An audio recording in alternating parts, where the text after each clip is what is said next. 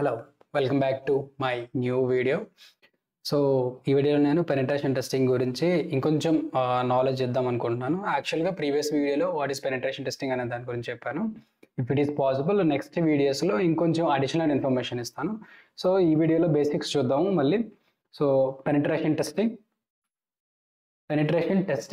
So penetration testing, also known as a pen testing, is a simulated cyber attack against computer systems. Its purpose is to identify exploitable vulnerabilities and assess the security of the system. So penetration testing ne pen testing అని కూడా అంటారు. Is a simulated cyber attack. Simulation అంటే ఏమీ లేదు, రెగ్యులర్గా cyber attacks real టైంలో జరిగే cyber అటాక్స్ని కావాలని ఒకవేళ ఇన్ కేస్ ఏదైనా సైబర్ అటాక్ జరిగితే, ఏమైనా హ్యాకర్ ఒకతను అటాక్ చేస్తే ఎలాంటి వల్నరబిలిటీస్ని ఎక్స్ప్లోర్ చేయగలుగుతాడు, మన ఆర్గనైజేషన్ కానీ లేకపోతే డిజిటల్ అసెట్స్ కానీ ఎంతవరకు సెక్యూర్గా ఉన్నాయనేవి రియల్ టైంలో అటాక్ జరిగితే ఎలా ఉంటుందో అలా టెస్ట్ చేస్తారనమాట. ఫర్ ఎగ్జాంపుల్ సిమ్యులేషన్ అంటే, for example car driving simulations ఉంటాయి, కొన్ని వీడియో గేమ్స్ ఆడుతూ ఉంటారు అనమాట. రియల్గా కార్ తోలకుండానే ఆ ఎక్స్పీరియన్స్ రావడం కోసం ఓన్లీ స్టీరింగ్, యాక్సిలరేటర్, బ్రేక్ ఇలాంటి సిమ్యులేషన్స్ ఉంటాయి. కొంతమంది గేమ్స్ కూడా ఆడుతూ ఉంటారు అనమాట, బస్సు సిమ్యులేషన్స్, లారీ సిమ్యులేషన్స్ ఇట్లా. అదేంటంటే రియల్ టైం కాదు, బట్ రియల్ టైం ఎక్స్పీరియన్స్ ఇస్తాయి. ఇంకా గ్లోబల్ ఎన్క్యాప్ టెస్టింగ్ అంటారు. లైక్ కార్స్ ఏమైనా యాక్సిడెంట్ ఏమైనా అయితే ఎంతవరకు దానివల్ల ఇంపాక్ట్ ఉంటుంది అనేది మీరు ఒకసారి గూగుల్లో సెర్చ్ చేసి చూడండి. ఎన్క్యాప్ టెస్టింగ్ అని చెప్పేసి, గ్లోబల్ ఎన్క్యాప్ టెస్టింగ్ అని ఉంటుంది. అదేంటంటే కార్స్ని ఒక సిమ్యులేటెడ్ ఎన్విరాన్మెంట్లో కార్స్ని యాక్సిడెంట్ అయ్యేలా చేసి, ఒక గోడ కానీ రాక్ ఏదైనా ఒకటి ఉంటుంది అనమాట, దానికి తగిలితే ఎంతవరకు ఇంపాక్ట్ ఉంటుంది, లోపల ఉన్న పాసెంజర్స్, ఫ్రంట్ సీట్లో ఉన్న వాళ్ళకి, బ్యాక్ సీట్లో ఉన్న వాళ్ళకి ఎంతవరకు ఇంపాక్ట్ ఉంటుంది, ఎయిర్ బలూన్స్ అనేవి ఓపెన్ అవుతున్నాయా లేదా. సో ఇలాంటిది సిమ్యులేటెడ్ ఒక యాక్సిడెంట్ చేస్తారనమాట. సో అలానే సో ఈ పెనిట్రేషన్ టెస్టింగ్ సిమ్యులేటెడ్ అటాక్ ఏంటంటే, రియల్గా సైబర్ అటాక్ జరిగితే ఎలా జరుగుతుందో అలాగే జరుగుతుంది. బట్ ఏంటంటే ఇది రియల్ టైం అటాక్ కాదు, బట్ రియల్ టైం అటాక్లో వచ్చే రిజల్ట్స్ ఇందులో కూడా వస్తూ ఉంటాయి అనమాట. సో అందుకని సిమ్యులేషన్ అంటారు దీన్ని. Its purpose is to identify exploitable vulnerabilities and assess the security of the system. So exploitable vulnerabilities ఏవైతే ఉన్నాయో వాటిని ఐడెంటిఫై చేయడానికి, వాటిని ఎక్స్ప్లాయిట్ చేస్తే ఎంతవరకు ఎక్స్ప్లోయిట్ అయ్యే పాసిబిలిటీ ఉందో దాన్ని చెక్ చేయడానికి సిమ్యులేటెడ్ సైబర్ అటాక్స్ అనేవి చేస్తూ ఉంటారనమాట. దాన్ని మనం పెనిట్రేషన్ టెస్టింగ్ లేకపోతే పెన్ టెస్టింగ్ అని అంటాం. Next, types of penetration testing. White box penetration testing, black box penetration testing, grey box penetration testing.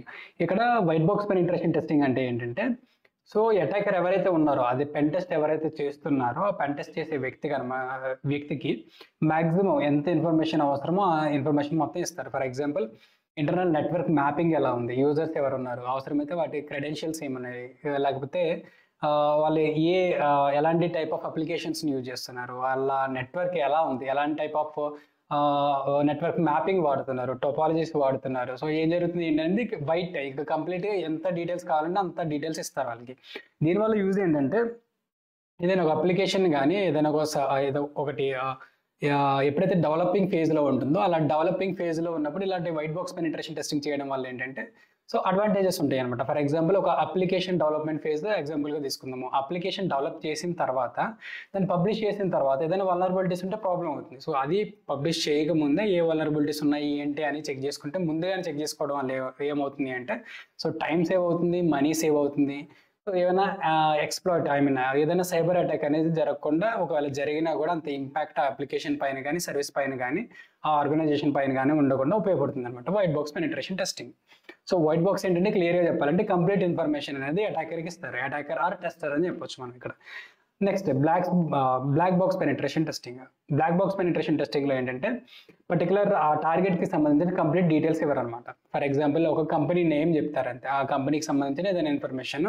So ఈ బ్లాక్ బాక్స్ పెనిట్రేషన్ టెస్టింగ్ ఏంటంటే, రియల్ టైం అటాకర్ ఎవరైతే ఉన్నారో ఆ అటాకర్ ఇన్ఫర్మేషన్ ఎలా gather చేయగలుగుతాడో అదే వేలో ఈ పెన్ టెస్టర్ ఎవరైతే ఉంటారో బ్లాక్ బాక్స్ పెనిట్రేషన్ టెస్టింగ్లో అతను చేయాల్సి ఉంటాడు అనమాట. సో ఇదేంటంటే, దీనివల్ల ఏంటంటే ఆర్గనైజేషన్ లెవెల్లో కాకుండా ఏ ఇన్ఫర్మేషన్ తెలియకపోయినా రియల్ టైం ఒక బ్లాక్ హ్యాట్ హ్యాకర్ అటాక్ చేస్తే ఎలాంటి ఇన్ఫర్మేషన్ అనేది రివీల్ అయ్యే ఛాన్సెస్ ఉన్నాయనేవి ఈ బ్లాక్ బాక్స్ పెనిట్రేషన్ టెస్టింగ్లో తెలుస్తాయి అనమాట. సో ఇది black box penetration testing.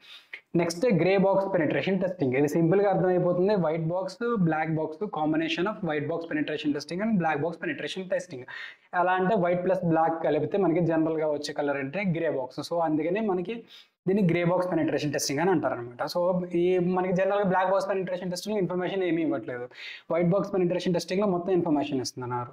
So ఈ గ్రే బాక్స్ పెనిట్రేషన్ టెస్టింగ్లో ఏంటంటే ఎంతవరకు ఇన్ఫర్మేషన్ అవసరమో బేసిక్ ఇన్ఫర్మేషన్ ఇస్తారో, కంప్లీట్ ఇన్ఫర్మేషన్ ఇవ్వరు. సో వాళ్ళ ఇష్టం అనమాట. ఎవరైతే పెనిట్రేషన్ టెస్టింగ్ చేయమని చెప్తున్నారో వాళ్ళ ఇష్టం ఎంతవరకు ఇన్ఫర్మేషన్ ఇస్తారండి. ఫర్ ఎగ్జాంపుల్ బగ్ రావడం అనే ఒక ప్లాట్ఫామ్ ఉంది. బగ్ హంటింగ్ అంటారు. బగ్ హంటింగ్ ప్లాట్ఫామ్స్ చాలా ఉన్నాయి వెబ్సైట్స్. హ్యాకర్ వన్ అని ఒక ప్లాట్ఫామ్ ఉంది. ఇలా డిఫరెంట్ టైప్స్ ఆఫ్ ప్లాట్ఫామ్స్ ఉన్నాయి బగ్ హంటింగ్కి సంబంధించి. సో ఈ బగ్ హంటింగ్లో ఏంటంటే సెక్యూరిటీ పరంగా రీసెర్చ్ చేసే వాళ్ళు ఎవరైతే ఉన్నారో మనం ఎథికల్ హ్యాకర్స్ అని కూడా అనొచ్చు. అలాంటి వాళ్ళకి ఒక ఛాన్స్ ఏంటంటే ఆ వెబ్సైట్లో ఎవరైతే ఒక application, for example web application కానీ, ఆండ్రాయిడ్ అప్లికేషన్ కానీ, ఐఓఎస్ అప్లికేషన్ కానీ ఎగ్జాంపుల్గా తీసుకుంటే వాళ్ళు బిఫోర్ ప్రొడక్షన్లో ఉన్నప్పుడు దాన్ని పబ్లికల్లీ అవైలబుల్గా చేసే ముందు కొన్ని ఇన్ఫర్మేషన్ ఇస్తారనమాట. సో పర్టికులర్గా ఈ ఫర్ ఎగ్జాంపుల్ abc.com ఈ .com పైన ఈ డొమైన్ పైన మీరు పెన్ టెస్ట్ చేసి ఏవైతే వల్నరబిలిటీస్ ఉన్నాయో అవి మాకు రిపోర్ట్ చేయండి అని చెప్పేసి వెబ్సైట్లో ఇస్తారు. సో దానిపైన మనం కొన్ని రెస్ట్రిక్షన్స్ ఇస్తారనమాట. లైక్ మీ స్కోప్ ఏదైతే స్కోప్లో ఉంది ఈ డొమైన్కి సంబంధించి, పర్టికులర్ ఈ abc.comకి సంబంధించి ఈ డొమైన్ పైన ఏమైనా వల్నరబిలిటీస్ ఉంటే అది వరకు స్కోప్లో ఉంది. abc.xyz.com ఈ సబ్ డొమైన్ ఏదైతే ఉందో ఆ సబ్ డొమైన్ అనేది స్కోప్లో లేదు. ఇలా కొన్ని డీటెయిల్స్ ఇస్తారనమాట. ఎప్పుడైనా పెనిట్రేషన్ టెస్టింగ్ చేస్తున్నాము అంటే మనకు ఒక మెమరాండమ్ ఆఫ్ అండర్స్టాండింగ్, లేకపోతే ఏదైతే టెస్ట్ చేస్తున్నారో మీరు ఎంతవరకు టెస్ట్ చేయాలి, ఏ డొమైన్ పైన టెస్ట్ చేయాలి, ఆ కంపెనీకి సంబంధించిన డిజిటల్ అసెట్స్ పైన మీకు ఎంతవరకు టెస్ట్ చేసే స్కోప్ ఉందో అంతవరకు మీరు టెస్ట్ చేయాల్సి ఉంటుంది అనమాట. అది టెస్ట్ చేసిన తర్వాత కూడా ఆ రూల్స్ అండ్ రెగ్యులేషన్స్ మీరు ఫాలో అవ్వాలి. ఏదైనా వల్నరబిలిటీస్ మీరు ఫైండ్ అవుట్ చేస్తే అది పబ్లిక్గా డిస్క్లోజ్ చేయకూడదు అనమాట, ఎవరికి తెలియకూడదు అనమాట. సో అలా చేస్తే మీకు ప్రాబ్లం అవుతుంది. సో ఆ రూల్స్ ప్రకారం ఒక డాక్యుమెంటేషన్ ఉంటుంది పెనిట్రేషన్ టెస్టర్ ఎవరైతే టెస్ట్ చేస్తున్నారో వాళ్ళకి, ప్లస్ ఆర్గనైజేషన్కి ఎవరైతే పెన్ టెస్ట్ చేయమని చెప్తున్నారో వాళ్ళకి. సో ఎవరు పడితే వాళ్ళు పెనిట్రేషన్ టెస్టింగ్ చేయకూడదు. నా ప్రీవియస్ వీడియోస్లో కొంతమంది డౌట్స్ అడుగుతున్నారు అనమాట కామెంట్స్లో, పెనిట్రేషన్ టెస్టింగ్ చేయాలి అంటే మనం డైరెక్ట్గా చేసేయచ్చా అది ఇది అని చెప్పేసి. డైరెక్ట్గా మనం పెనిట్రేషన్ టెస్టింగ్ చేయకూడదు ప్రాపర్ పర్మిషన్ లేకుండా. సో ఇలా అనమాట. కొంతమంది ఉంటారు ఎలా అంటే పెన్ టెస్ట్ చేసి ఆ ఇన్ఫర్మేషన్ అనేది వాళ్ళకి మెయిల్ ఐడీస్ ఫైండ్ అవుట్ చేసి ఈ వల్నరబిలిటీస్ మీ దాంట్లో ఉన్నాయి అది అని చెప్పేసి. సో అది ప్రతిసారి లీగల్ అవ్వకపోవచ్చు, కాదు కూడా. సో పర్మిషన్ లేకుండా మీరు టెస్ట్ చేశారు అంటే అది బ్లాక్ హ్యాట్ అవుతుంది అనమాట. సో అలా. సో పర్మిషన్ అనేది ప్రాపర్గా ఉంటేనే అది కూడా మీరు ఎంతవరకు టెస్ట్ చేయమంటున్నారో అంతవరకే టెస్ట్ చేయాలి. కొంతమంది కోడింగ్కి సంబంధించిన నాలెడ్జ్ ఎంతవరకు ఉండాలని చెప్పేసి.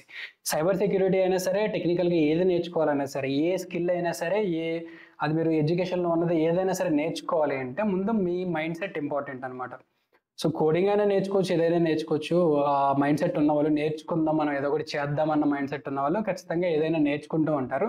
సో అలా అనమాట. సో కోడింగ్ ఉంటుందా అంటే కంప్లీట్గా ఉంటుందని చెప్పలేము, ఉండదు అని చెప్పలేము. బట్ కోడింగ్ ఉంటే అడ్వాంటేజ్ మాత్రం కన్ఫామ్గా ఉంటుంది. మీ బిగినర్ లెవెల్లో ఫ్రెషర్గా మీరు జాయిన్ అయ్యేటప్పుడు కోడింగ్ అంతగా అవసరం రాకపోవచ్చు. లైక్ HTML ఉంటే ఫ్రెషర్గా సరిపోవచ్చు, లేదంటే జావా స్క్రిప్ట్ స్పెషల్గా సరిపోవచ్చు, ఆ ప్రాజెక్ట్కి సంబంధించి అంతవరకు సరిపోవచ్చు అనమాట. లేదు అడిషనల్గా మీరు నెక్స్ట్ లెవెల్కి వెళ్తున్నారు, ఎక్స్పీరియన్స్ వస్తుంది అనుకున్నప్పుడు ఏంటంటే మీరు నేర్చుకునే మైండ్ సెట్ మీ దగ్గర మీరు ఆటోమేటిక్గా నేర్చుకోగలుగుతారు. లైక్ జావా నేర్చుకోగలుగుతారు, పైథాన్ నేర్చుకోగలుగుతారు.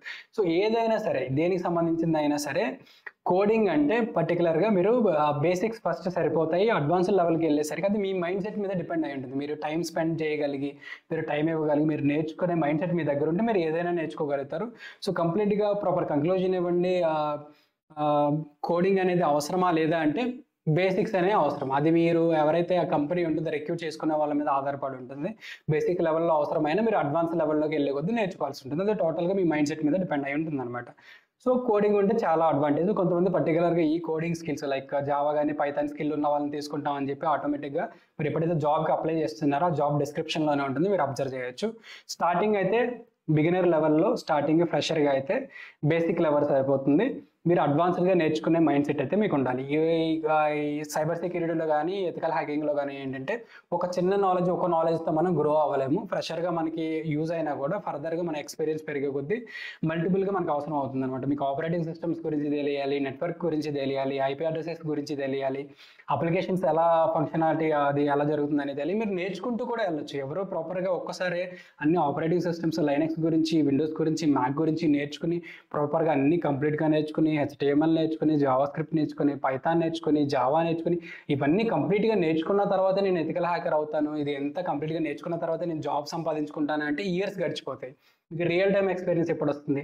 సో బేసిక్ లెవెల్లో లేదంటే ఇంకొంచెం బేసిక్ కంటే ఎక్కువ లెవెల్లో మీకు కోడింగ్ నాలెడ్జ్ అనేది ఉంటే సరిపోతుంది. దాని తర్వాత మీరు నేర్చుకునే స్కిల్ మాత్రం ఖచ్చితంగా ఉండాలి. అది ఏ ఫీల్డ్లో అయినా సరే, సైబర్ సెక్యూరిటీ అయినా ఉండొచ్చు, ఏదైనా ఉండొచ్చు. సో అదనమాట. సో అది penetration testing, types of penetration testing. Like, share and subscribe to my channel. కొత్తగా నేను అప్లోడ్ చేసిన వీడియోస్ నోటిఫికేషన్ కోసం బెల్ ఐకాన్ మీద క్లిక్ చేసి నోటిఫికేషన్స్ ఎనేబుల్ చేసుకోండి. ఒకవేళ నేను ఏమైనా కొత్త వీడియోస్ అప్లోడ్ చేసినప్పుడు ఏంటంటే మీకు ఆ నోటిఫికేషన్స్ వస్తాయి. ఇమీడియట్గా నేను అప్లోడ్ చేసిన తర్వాత మీరు ఆ వీడియోస్ చూడొచ్చు. సో సబ్స్క్రైబ్ చేసుకోవడం మాత్రం మర్చిపోకండి. చాలామంది సబ్స్క్రైబ్ చేసుకోకుండానే వీడియోస్ చూస్తున్నారు. సో సబ్స్క్రిప్షన్ అనేది ఇంపార్టెంట్ అనమాట. సో నాకు కూడా ఇంకా వీడియోస్ చేయాలనిపిస్తుంది. లైక్ కూడా చేయండి, షేర్ కూడా చేయండి. ఇంకా వీడియోస్ చేస్తాను నేను ఈ టాపిక్ పైన. బట్ కాకపోతే నాకు అది టైం అడ్జస్ట్మెంట్ మీద బేస్ చేసుకుని చేస్తాను. నేను ఎప్పుడు వీడియోస్ చేస్తూనే ఉంటాను, ఎప్పుడు చెప్పినట్టుగానే.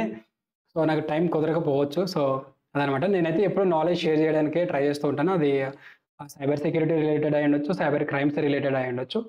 So thank you so much for watching. Meet you in the next video. Thank you.